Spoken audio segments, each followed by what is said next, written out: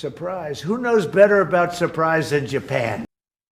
இன்றைய உலகிலே ராஜதந்திரம் என்று ஒன்று கிடையாது. அமெரிக்காவை பொறுத்தவரையிலே அதனை நீங்கள் மறந்து விடுங்கள் என்பதாகத்தான் ஜனாதிபதி டொனால்ட் ட்ரம்பினுடைய அண்மைக்கால கம்யூனிகேஷன்ஸ் தொடர்பாடல்கள் அமைந்திருக்கின்றன.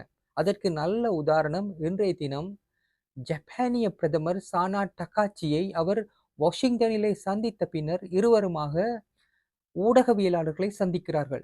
அப்போது ஜப்பானிய ஊடகவியலாளர் ஒரு சாதாரணமான ஒரு கேள்வியை எழுப்புகின்றார். ஈரான் மீது நீங்கள் தாக்குதலை நடத்தும் முன்னர் ஏன் ஐரோப்பிய நட்பு நாடுகளுக்கோ ஜப்பான் போன்ற ஆசிய நட்பு நாடுகளுக்கோ அறிவிக்கவில்லை என்று கேள்வியை எழுப்புகிறார். இதற்கு பதிலளித்த அமெரிக்க ஜனாதிபதி, நாங்கள் இந்த தாக்குதலை சர்ப்ரைஸாக வைத்திருக்க நினைத்தோம், அத்தோடு நின்றுவிட்டால் பரவாயில்லை. அடுத்து அவர் கூறினார், சர்ப்ரைஸ் என்பதற்கு ஜப்பானை விட உதாரணம் வேண்டுமா? ஜப்பானியர்கள் எமக்கு பேர்ல் ஹார்பரிலே ஒரு மிகப்பெரிய சர்ப்ரைஸை தந்தார்கள் அல்லவா?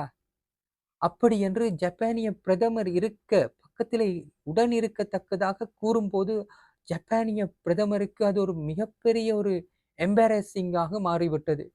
அவருடைய கண்களை எல்லாம் உயர்த்தி பார்க்கின்றார். Why didn't you tell US allies in Europe and Asia like Japan? One thing you don't want to signal too much.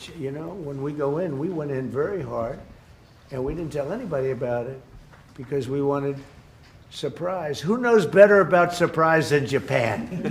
Okay? Why didn't you tell me about Pearl Harbor?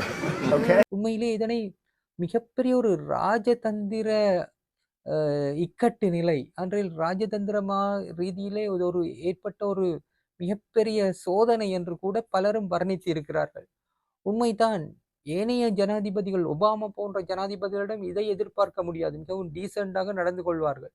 ஆனால் டொனால்ட் ட்ரம்பின் முன்னர் ஒரு சாதாரண கேள்விக்கு அவர் பதிலளித்த விதமே இப்படியாக ஒரு ஒரு நட்பு நாட்டின் தலைவரை வைத்துக்கொண்டு அவர் என்ன நினைப்பார், அவருக்கு என்ன பதில் சொல்ல வேண்டி வரும், இவற்றையெல்லாம் கூட கொஞ்சம் கூட நினைத்து பார்க்காமல் டொனால்ட் ட்ரம்ப் வாயில் வந்ததை உளறி தள்ளி இருக்கின்றார்.